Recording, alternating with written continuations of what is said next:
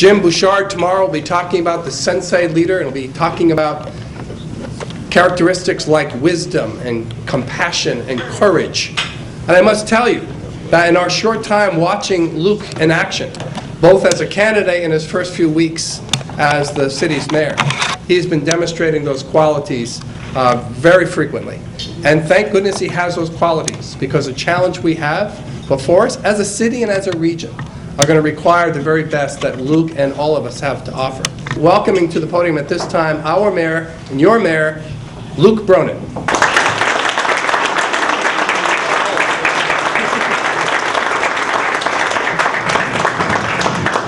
Thank you so much, Ted, and thanks to Leadership Greater Hartford for convening this and for inviting me. It's great to be here. Ted, you're not helping me lower expectations. It was a very kind introduction. I really think that the city of Hartford is at a crossroads and at a huge moment of opportunity. You know, by being here, I suspect I'm partly preaching to the choir, but we have seen the beginnings of a revitalization in our downtown that I think can become a virtuous circle that really gathers momentum. You know, you see UConn coming in next year. You have 777 Main Street and other residential conversions that have not just been completed but are leasing up. You're feeling a new energy and more feet on the street around the city. I think we have a chance right now to capitalize on that and to really reestablish Hartford as the economic and cultural heart of this region. And as Ted said, we do have to think of it as a region. If we think about Hartford as just 126,000 people in a 17.5 square mile city, we will never be the great city that we should be. If we think of the city as the heart of a region that is 1 million people, that should be competing with the best metro regions in the city, whether you're talking about Austin, Texas, or Atlanta, or Pittsburgh, or any others that have revived and revitalized and recaptured that energy and spirit by bringing a whole region together. We can do that if we start operating like a region. At the same time, I think the city of Hartford has to make sure that every resident of the city of Hartford feels like they've got a share in that rise. Right now, that's not yet true. And we have far too many residents in our city and far too many neighborhoods that feel that they've been left out of whatever rise Hartford has seen in the last few years. And it's worth talking about this for a second, because I don't think there is any growing Hartford and reestablishing Hartford without talking about the challenges that we face. A couple of miles north of here, just a mile north of here, you have one of the poorest zip codes in the entire country. In sight of the headquarters of some of the biggest companies in the country, you have a neighborhood that has unemployment at levels higher than we had in the Great Depression, that has a poverty rate of 50%, where thousands of residents struggle with the fact that because of a mistake they've made in their past, they're almost permanently barred from opportunity. And by the way, I'd say for some of them, it's not just a mistake in their past. For some of them, it's a mistake in their past plus a mistake in the way we treated drug offenses. A neighborhood where if you don't win the lottery when you're applying to school, you may have a very, very different shot, even at learning to read at grade level. So we've got to talk always about that challenge. That is a part of Hartford that needs to be talked about just as much as 777 Main or UConn downtown. If we want to be a strong city, it's got to be, as Ted said, by uniting as a city. Because I really think the beauty of this city, the strength of this city, is in its diversity. You know, the fact that we have, somebody said the other day, I don't know whether this is true, but it's got to be close to true. Somebody said that there are more languages spoken in Hartford than in any other city in the Northeast. I don't know about New York City, so but I'll go with the quote. But the point is still right. You know, we've got the third largest West Indian community in the country. We've got a large and diverse and growing Latino community. We've got Bosnian refugees who came over after the war in the 90s and have established themselves as a pillar in the south end of Hartford. We've got a new growing community of Karen who've come over from Myanmar, and on and on and on, as well as all of the different communities that have been here for so long and remain vital parts of our city. So our diversity is one of our most powerful assets. Not just because it makes for an interesting place, but because it also makes for economic opportunities in the form of restaurants, in the form of culture. The fact that you can go anywhere in Hartford any night and find an amazing meal that you probably never tried, see a type of dance you may have never seen, and explore a neighborhood that even if you lived in Hartford or in the region, you may never have really fully explored. So anytime somebody says, what's there to do in Hartford, I say, just, you really haven't spent much time here, because there is not a night that goes by in this city without a dozen incredible and exciting and fun things to do. So if we try to do those two things together, try to reestablish Hartford as the heart of this region, economically and culturally, and if we do it in a way that makes sure that everybody in the city feels like they've got a stake in this city's rise, then we can make Hartford a truly great city again. There's a second piece of this. And just before coming over here, I was talking over at an event called the People's Budget, which is sponsored by Hartford 2000 and also Leadership Greater Hartford. That's right. You guys might want to start deconflicting your events. But it was the first conversation in a process that's meant to bring Hartford residents into the budget decision-making process. It started tonight with just a laying out of our challenges, painting the picture of the budget that we have to wrestle with this year. And as much as I want to be focused on the things that we all know matter most, whether it's youth employment or investing in arts and recreation in our city, whether it's getting better at being a real second chance society and helping those who are re-entering our community, whether it's by finally bringing companies back and getting our big companies to reinvest right here in Hartford rather than leaving, whether any of those things that we consider our priorities, all of them depend on getting our budget house in order. Otherwise, anything we build is built on shifting sands and on a weak foundation. To give you a sense of the scale of the challenges we have, this year, ending this coming June 30th, this fiscal year, we have a $9 million shortfall. That means last year's budget wasn't really balanced, even though it might have looked like it on the books. And that's despite the fact that we got $12 million in unexpected revenue from a bond sale, from bond premium. So the real deficit this year would have been more than $20 million. Next year, we're projecting a $32 million deficit. If we don't make structural changes, that only gets worse in the years that follow. It goes up to $48 million in fiscal year 18, goes up to $63 million in fiscal year 19, and $67 million in the year after that. So we can't keep doing what we've been doing in the past, which was finding one-time solutions, one-shot revenues, selling a parking garage, raiding some long-term reserves, selling bonds and getting some bond premium. We can't do those things anymore because the gap is getting too big. First of all, I was never responsible to do it in the first place. Second of all, we don't have any more assets to sell. And third of all, the gap keeps getting too big.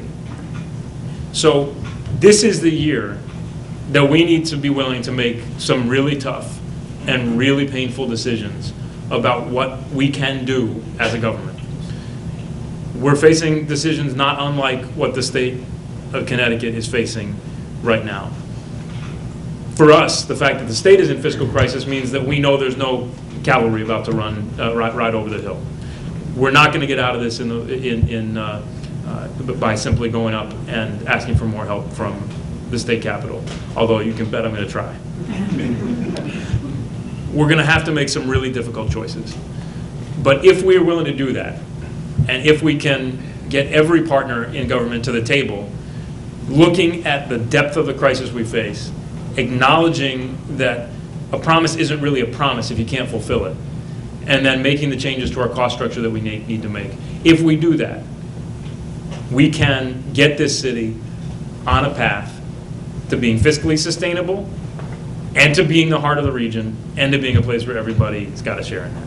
So that's my mission, and I hope all of you will be a part of helping to achieve that And every one of you can, whether you live in Hartford or whether you live in the region or further afield. You can help in so many different ways. One is just by staying involved.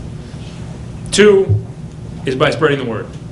Everything I was saying about what you can do in Hartford. Don't let anybody ever tell you that there's nothing to do in Hartford without coming back and telling them all the things you know that you can do in Hartford. Tell them about the Athenaeum. Tell them about the fact that, just next door, just down half a block, you've got a world-class theater production right now performing Romeo and Juliet. This past weekend, there was a collaboration between the Hartford Symphony Orchestra and the Goodspeed Opera House. That you've got smaller but no less vibrant and vital cultural organizations, whether it's Kabbalah House or the Artist Collective, all over our city. The fact that you can go see a hockey game, pro, minor league, or UConn. The fact that you can go see basketball. The fact that you can have any kind of food you want. Make sure you're spreading that word, please. Because we need to change the perception of Hartford. We need to change the attitude among too many people in our region that may once have had ties to Hartford, but they've written us off. So you need to be ambassadors. I'm asking you to be ambassadors to help us spread that word. Help us get more people downtown. Help us get more people exploring our neighborhoods.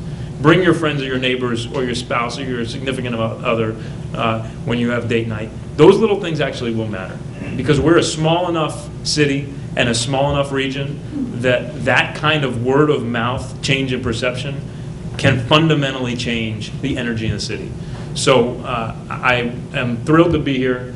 I already talked longer than I meant to because I prefer question and answer, but I am now happy to take questions for as long as you want. Ted, you can give me the hook anytime, and I appreciate the chance to be here with you, and hope you will all be part of Hartford's rise.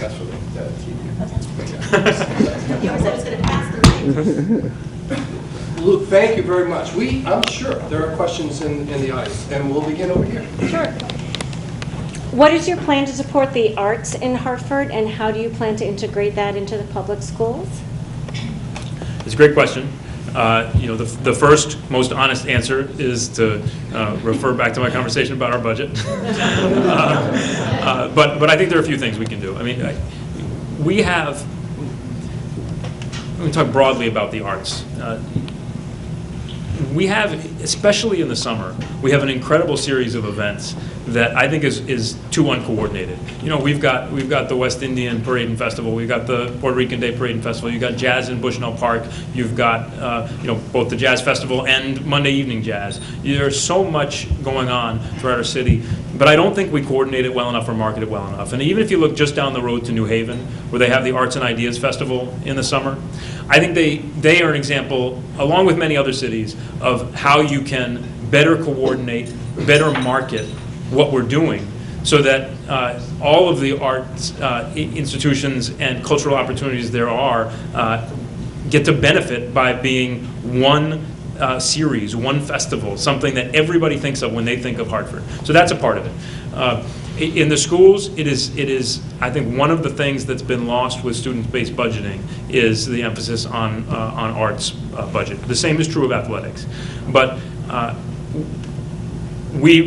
didn't say it tongue-in-cheek, we really do need to get our budget problem resolved so that we can get to a place where we are a growing city and make those kinds of investments. In the meantime, I think the way we have to do it is by making as aggressive as possible in going after private funding, foundations, grant funding. There are a lot of organizations out there that support the arts. You're never going to get as much support as you want or you need, but I think we can we can be more aggressive and hopefully more successful in getting some of those the resources to support the arts. The other thing I would say is, we have to support the arts by not just looking at the big institutions. I mean, we have world-class institutions. The Wadsworth Athenaeum is a world-class museum. The Bushnell has some phenomenal productions that come through there. But we also have smaller dance troupes and bands and music groups all around our city that I think everybody should just take the chance to explore and to go support, even if it's just by going out for the night and watching or making a small personal contribution. So I think there are a lot of ways that we can do it, but part of it is just by promoting what we already have. Mike? Yeah. Mr. Mayor, what kind of response are you receiving from the towns surrounding Hartford for your regionalization push? First of all, I think there are a huge number of people in towns around Hartford who really do care about Hartford's success and who recognize that we are a region. We are an economic region, and we rise or fall together. You cannot have a successful suburb without a successful city. You can't have a growing suburb without a growing city. So I think there are a lot of people who recognize it. I've had great response, and I have great relationships with a lot of the political elected officials in the surrounding towns.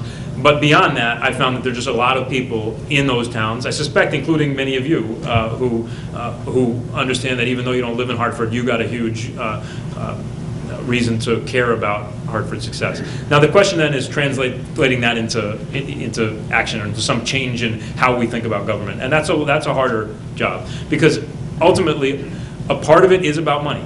It's about revenue. We're a city that by some measures has been measured as the second poorest city in the country.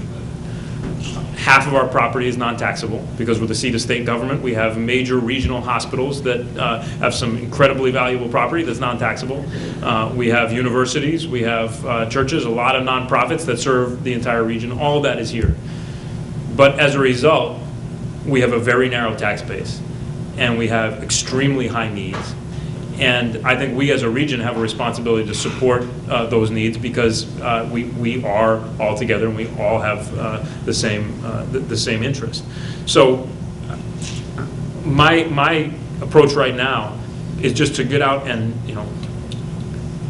evangelize as much as I can to make sure as many people as possible understand how linked the suburbs and the city are, with the long-term view, I hope, of getting away from this dependence on the property tax for funding our urban centers, which is really makes it impossible to grow a city the way that we want to grow a city. It makes it impossible for us to compete with the other major metro regions in the country that we should be competing with. So ultimately, I think it's going to change a pretty big change in the way we here in Connecticut think of each of our towns. I doubt anybody would design a state that had 169 separate municipalities in a state of 3.5 million people if they were starting to, right now. So I don't know if that's an answer to your question. I mean, to summarize it, I think there's a lot of interest, but the real thing is, can we change the way we operate as governments? Yeah, Mr. Mayor, you mentioned that, and the question that I have is the state's in seemingly dire financial straits. And there's not a really coherent plan coming from either the governor's office or from the legislature. There's preludes to those plans, there's allusions to those plans, but nothing has come public yet. And the question that I have is kind of what happens to the city of Hartford and then to surrounding municipalities based upon that state budget. The ramifications of any kind of cut in municipal aid or notwithstanding, but just the fact that there's seemingly no growth in revenue streams from the state for communities like Hartford. How does that impact future planning? Because if you talk about it being a shared collective responsibility to grow urban centers, it seems as though there's not a ton of support coming either from the governor's office or from the legislature to help Hartford do that. So there is a plan that's out on the table. The governor has submitted his proposed budget, and it does include educational cost sharing dollars, so education funding and pilot payment in lieu of taxes that are about steady with where they were last year. Actually, the pilot is a little bit more. So the governor's budget protects us from what might be the worst downsides of the budget crisis that we have. And I don't just mean Hartford, I mean municipalities in general. We'll see how that fares in the legislative process. We're going to be up there working very hard, lobbying very hard to play defense and make sure that that pilot funding and the education funding is held steady. So that proposal's out there. If it goes through as it's passed, then at least in those respects, we won't suffer even more pain or face an even larger gap. But that's a long process still to go up there in the Capitol. The city of Hartford faces a problem that's basically the same as the state. We have made commitments based on another era. We've made commitments based on revenue projections that turned out not to be accurate. And this isn't just, last couple of years. This is year after year after year. So we have to do some fundamental restructuring. I think the way that the governor has talked about the state's budgeting, which, he sounds common sense, is right. We have to budget not based on what we want, but based on what we have. It's that simple to say. It's a lot harder to do, but it's the reality that we've got to deal with. Now, coming back to your point about sharing the burden, one of the ways we need to do that, I think, is by rethinking the property tax. Does it really make sense in a region like ours for a town a couple miles away to be to tax at a quarter or a fifth of the mill rate of your urban center?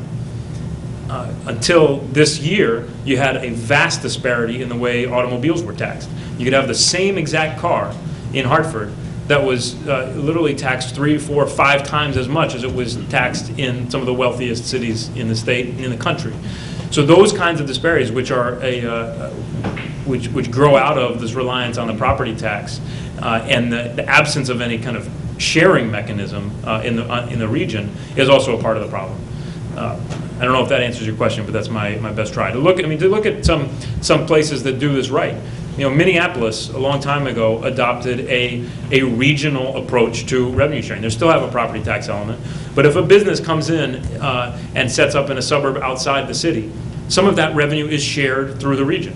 So then it wouldn't matter as much if a Cigna is set up in Bloomfield rather than in Hartford. And we wouldn't have to compete with each other or mourn the fact that UTC shifts its operations out of Hartford to Farmington. We could function as a region where that revenue is shared regionally. And ultimately, I really think there's no other solution down the road than something like that. But that's not. I will advocate for that, but it'll be awfully hard. It'll probably take a long time before we all face that reality. Yeah. Mayor Bronin, in April of 2015, Hartford was awarded the Promise Zone. Yeah. Hartford Promise Zone. Could you talk about your vision for the Promise Zone and where you see that going and what your administration has done? Sure. Yeah, thank you for asking that question. For everybody who's not familiar with the Promise Zone is a federal designation that is, I think there are only 13 in the country, although that number may have changed. And the northeast neighborhood of Hartford, primarily the 06120 zip code.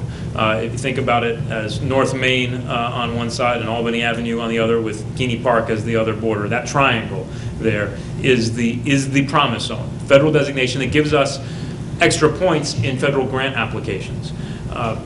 It's awarded based on need, and I talked about some of those, some of the statistics that underlay that application and the award, the poverty rate, the morbidity rate, the unemployment rate, all of that went into that application as part of the designation. But the opportunity to me is much more than just having some extra points on federal grant applications. I hope it will result in us getting some additional grant dollars. But I think it also gives us a framework for focusing our philanthropic outreach as we go out to funders, the private sector, foundations, to individual philanthropists, and try to really focus our efforts on things like I talked about before, things like youth employment.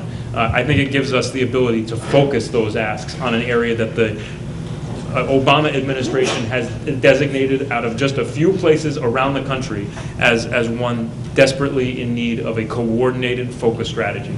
So that is something that we're going to be working very hard to try to make good on. My chief of staff, Thea Montanez, was the director of the Promise Zone. We'll be bringing in another director of the Promise Zone soon.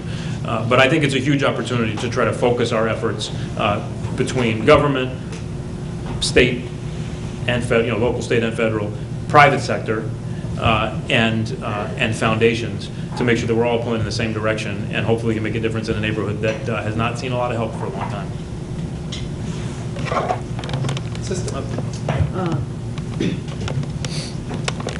Hartford decides. How does that impact on the Promise Zone? How does that connect? So Hartford Decides, for anybody who doesn't know about that, Hartford Decides is what you call participatory budgeting. There was a promise of 1.5. This was an initiative of the last administration. $1.25 million in capital dollars bonding made available for next year. And there's been a process that's been running for some time where the entire community is invited to come in and put forward proposals about what they want to see that money invested in. And I think it's a great process. It's tremendous to engage a lot of people who aren't usually engaged in some of these. You know, I went to a Hartford Decides meeting just a week ago or so, and it was great because a lot of the meetings that I go to, a lot of community meetings, you see the same faces, which is great because you've got dedicated citizens. But it was wonderful to see a whole different crowd of people engaged in this participatory process to say, if we actually controlled the purse strings on this, $1.25 million, and we do control the purse strings, what do we want it spent on? So I guess the answer as to how that matches up with the Promise Zone is how that, what the majority of people in that process decide they want. If the Promise Zone residents or residents around the city decide that money ought to be spent in the Promise Zone, then it will be spent in the Promise Zone. If not, then it will be spent on some other community priority. The great thing about that process is it involves everybody community-wide in that discussion about what should our shared priorities be. But it's one that I won't try to influence, because the whole point is to let residents have a voice and use it. Now, there are other things that we can do to focus on the Promise Zone more specifically. For example, CRDA is the Capital Region Development Authority. Right. That's the entity that was set up. It's the successor to CEDA, and it was set up by the state to really prime the pump or jumpstart economic development efforts in Hartford. CRDA is the reason that you've seen the resurgence in residential development downtown. Every single project in downtown Hartford that is residential is subsidized by CRDA. It's, again, I think of it as priming the pump. It's using some public dollars to catalyze some, far larger private investments so that we can get some growth and eventually get to a place where the market can drive those investments on its own. But the important thing is that going forward, we're going to have a portion of CRDA's dollars set aside for the Promise Zone and for neighborhoods. It's $10 million a year for the next 2 years. And that is a real opportunity to use that funding to try to get some growth in the Promise Zone. Now, I've been spending a lot of time talking and thinking with others about where those investments can be made. Those have to be capital investments. Now, I think there are a couple of areas that are real opportunities. One is known as Terry Square, up where North Main intersects with Windsor Street. If you're coming off of Jennings Road exit and you cross that flyaway headed towards North Main, it's that area that's right there. And I think that's a really important gateway to Hartford and a gateway to North Hartford. And I'd like to see some of that CRDA money invested there. The other part is investment in Albany Avenue. I personally think Albany Avenue is one of the most important opportunities we've got in the city. It has the biggest traffic flow in the entire city. Tens of thousands of cars come through Albany Avenue every day, and most of them drive straight to their parking garage, or they divert down Homestead and then drive straight to their parking garage, instead of stopping on an avenue that was once a really important, really vibrant cultural and commercial center for the city. So we're going to have to do that in small bites. It's going to be, half a block or a block at a time. But over the next 5-10 years, I think Albany Avenue should be one of our priority areas for recapturing a major commercial corridor and getting to a place where some of those, where it is the heart of the neighborhood, where it helps sustain the neighborhood through job growth, and also where we make it an important artery and a link to the region, and help hopefully get some money spent in our city that way too. So those are the two opportunities I see. Time for one or two more questions before we kind of move back into our informal. Please. Mr. Mayor, firstly, thank you for your service and your courage. I don't say that facetiously. You've got a real playful. You've referenced revenue challenges, but would you also comment on the expenditure side of the ledger? Specifically, it appears there's a drip, drip, drip of either ineptitude or invoices getting paid for tens of thousands of dollars, cost overruns of the stadium, et cetera, and what you've been able to do to date to address that institutional ineptitude or whatever, it can be described. First of all, I mean, to me, the most important first job of anybody elected into a position, executive position, or even in the private sector, is get the right team around you. So that was my first focus for those months after the election and a part of transition. I was very focused on getting people in the job who I thought were going to be outstanding, strong leaders who were willing to press their organizations to get better and who weren't going to turn a blind eye to mistakes. And I think we've built I'm really proud of the team that we've built. I think it's an outstanding team, and I think that's a big part of the answer. We obviously have to have better processes in place. You can't, there's no excuse for signing off on payment for services that have never even been delivered or verified as being delivered. I mean, the Dillon Stadium debacle is completely inexcusable. And I think that's just about restoring a level of professionalism and accountability throughout the organization. Those are not small amounts of money. Dillon Stadium was a couple $1 million. I suspect, as in a lot of organizations, there is other ways that we can find. But I will say, you won't close even more than 20% of the gap that we have simply by being more responsible and more and establishing a culture of accountability. That is a small part of the problem, but that's nibbling at the edge. We need to do it because it's the right thing to do, and we have an obligation to protect taxpayer resources and use them wisely and not waste them. But that alone is not the answer to the problems that we have. On the expenditure side, more broadly, we're going to have to sit down with labor, and I've begun those some of those conversations, and say, look, we really face a fundamental choice about whether we're going to become a city that is capable of sustaining itself and meeting its obligations in the future, or whether we see continued loss of revenue as taxes strangle businesses and taxpayers. So we're going to have to bring everybody to the table and try to do some fundamental restructuring. A lot of the costs that we face are costs that most people would describe as fixed costs. It's debt service, it's our required annual contributions to the pension fund, it is benefits and pensions, or benefits and health care, both for current employees and for retirees. It's also public safety.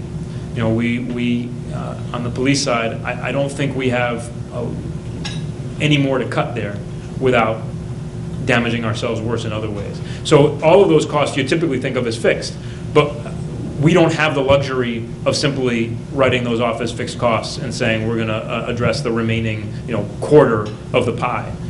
We have to try to address some of those, some of that basic cost structure, and we're going to try to do that in partnership with everybody who's a stakeholder in the city. Thank you. I want to bring this portion to a close, but maybe take the liberty of asking the final question. Sure. It's a leadership question. Go figure. But what is it that's giving you energy? I mean, how you have demonstrated incredible stamina throughout a campaign and in your early months. What's keeping you going? What's making you hopeful? We're just getting started. All right.